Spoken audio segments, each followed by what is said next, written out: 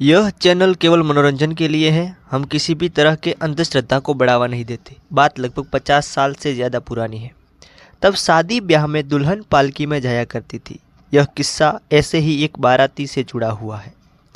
बिहार का दरभंगा जिला, जहां लगभग आधी रात के वक्त दो कन्हार एक दुल्हन की पालकी लेकर कच्चे रास्ते पर चल रहे थे।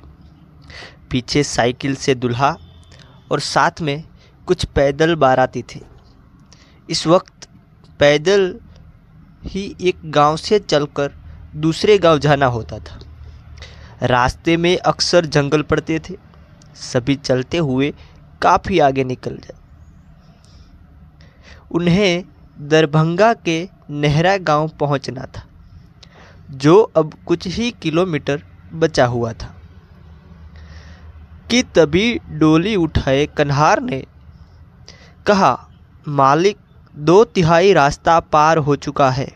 अब हमें रुककर आराम कर लेना चाहिए।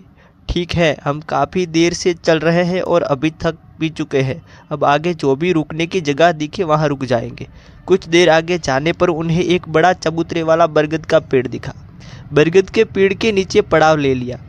डोली जिसमें दुल्हन थी उसे बरगद के पेड़ के नीचे रखकर सभी चबूतरे के आसपास आराम करने लगे। वह एक अनसुना इलाका था, जिसके लिए बरगद के पेड़ के साथ साथ अंधेरे में वह जगह भी डरावनी नजर आ रही थी। मगर वहां रुकने के अलावा उनके पास और कोई दूसरा रास्ता नहीं था। पिताजी, यह जगह तो डरावनी लग रही है और फिर रात का दूसरा पहर चल रहा है। हमारा यहाँ ज़्यादा देर तक रुकना ठीक नहीं है। अरे कुछ नहीं है बेटा, कल फत्तू दिना सभी की बारात का पड़ाव यहीं रुका था। यहाँ डरने जैसा कुछ नहीं है। वैसे भी हमें कौन सी रात गुजारनी है यहाँ पर। दोनों बातें कर रहे थे और बाकी लोग चबूतरे पर लेटे हुए आराम कर रहे थे, इसलिए इनका ध्यान पेड़ के पत्तों के बीच छिपे उस काला साया पर नहीं गया, जिसकी गहरी चमकीली आंखें उन सभी को घूर रही थी। सभी थके हुए थे, इसलिए कुछ ही देर में उनकी आंख लग गई। इधर डोली में बैठी हुई दुल्हन भी झपटी ले रही थी। देखते ही देखते सभी गहरी नींद में जा चुके थे और तभी एक काला साया पेड़ के नीचे उतरा और दुल्हन की डोली में समा गया। गहरा अंधेरा होने की वजह से उसे किसी ने नहीं देखा। डोली के अंदर एक तेज हलचल हुई और फिर सब शांत हो गया। कुछ देर बाद सभी आग जाग चुके थे। उठो सब लोग, अब हमें आगे चलना है। मोहन, जरा नई बहुरिया को भी उठा दे। मोहन ने आगे बढ़ते हुए अपना सिर डोली के अंदर डाला। अरे सुनो, जाग जाओ, अब हमें आगे चलना है। तुम्हें कुछ पानी वगैरह चाहिए? दुल्हन जाग ही रही थी और मोहन के पानी पूछने पर उसने ना में सिर हिलाया। कन्हर ने डोली उठाई और सभी गांव की ओर ले पड़े। नई बहू घर में आ चुकी थी। घर वालों ने उसका स्वागत किया और उसके नए कमरे में लेकर गए। आज रात मोहन की सुहाग रात थी, मगर अभी तक वह कमरे में नहीं गया था। इधर सभी लोगों का खाना पना हो जाने के बाद दुल्हन की सासू माँ उसके लिए खाना लेकर कमरे की तरफ जा रही थी।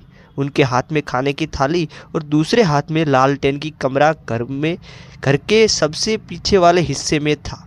घर बड़ा था, इसलिए अंदर अंधेरा और शांत माहौल था। कमरे की ओर बढ़ते हुए सासू माँ को एहसास हुआ जैसे उनके आसपास कोई। उन्होंने लालटेन उठाकर इधर उधर देखने की कोशिश की, मगर उन्हें कोई नज़र नहीं आया। मगर जैसे ही वह दोबारा आगे बढ़ी, उन्हें लगा उनकी साड़ी किसी ने पीछे से पकड़ रखी हो। उन्होंने बिना पीछे देखे गुस्से से कहा, कल्लो, क्या यह तू है? मैं कहती हूँ छोड़। मेरी साड़ी में तेरी नई भाभी नहीं, तेरी माँ हूँ। मैं कहती हूँ छोड़ मेरी साड़ी। इतना कहते हुए सासू माँ जैसे ही पीछे पलटी, उनके ठीक पीछे एक बेहद खौफनाक साया खड़ा था, जिसे देखते ही वह उनके हाथ से खाने की थाली और लालटेन दोनों गिर गए। उधर जैसे ही मोहन और उसके पिताजी ने चीखने की आवाज़ सुनी, दोनों अंदर तरफ भागे। अंदर का नज़ारा चौंका देने वाला था। लालटेन और खाने की थाली के साथ मोहन की माताजी भी ज़मीन पर पड़ी हुई थी। दोनों उन्हें उठाकर आगे वाले कमरे में लेकर आए। मोहन की माताजी एक बिस्तर पर लेटी थी। मोहन और उसके पिताजी उसके पास ही खड़े थे। दोनों के चेहरों पर गंभीर चिंता थी। नई बहू के आते ही यह कैसा अपसुकून हो गया। तभी माताजी को होश आया। वो मेरे पीछे कौन था? अम्मा, तुम्हारे पीछे किसे देखा तुमने? कोई काली परछाई थी? बिल्कुल डरावनी और कुछ नहीं शकुंतला, ज्यादा थकान की वजह से तुम्हें ऐसा लग। हमने वहां देखा कोई नहीं था और कुछ देर आराम के बाद तुम बिल्कुल ठीक हो जाओगे। बेटा मोहन, तुम भी थक गए होंगे। नहीं भैया का खाना लेकर तुम ही चले जाओ, बाकी बातें सुबह होगी। मोहन ने हाँ में सिर हिलाया और किचन की ओर चला। मोहन खाने की थाली लेकर दरवाजे पर खड़ा था। उसने दरवाज़ा खटखटाने की कोशिश की मगर उसने देखा दरवाज़ा खुला था, इसलिए वह अंदर दाखिल हुआ। कमरा सजा हुआ था और वहाँ हल्की रोशनी थी।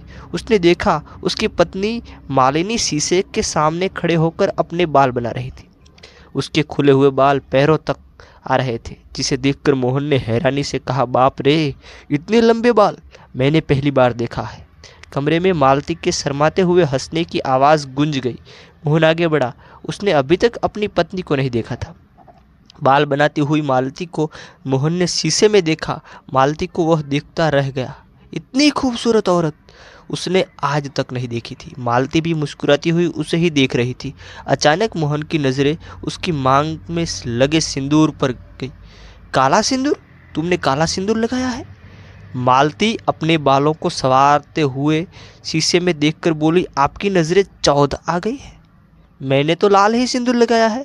इतना कहते हुई मालती मोहन की तरफ पलटी। उसका चेहरा देखते ही देखते काफ़ी भयानक हो गया था। खुले बाल, उल्टे पैर और चमकती हुई आंखें। मालती का ऐसा रूप देखकर मोहन के शरीर का खून ठंडा पड़ गया। वह चीखता हुआ बाहर की तरफ भागा। बचाओ! मोहन दरवाज़ा खोलने की कोशिश कर रहा था मगर दरवाज़ा खोलने का नाम ही नहीं ले रहा था। तब तक मालती, जिसने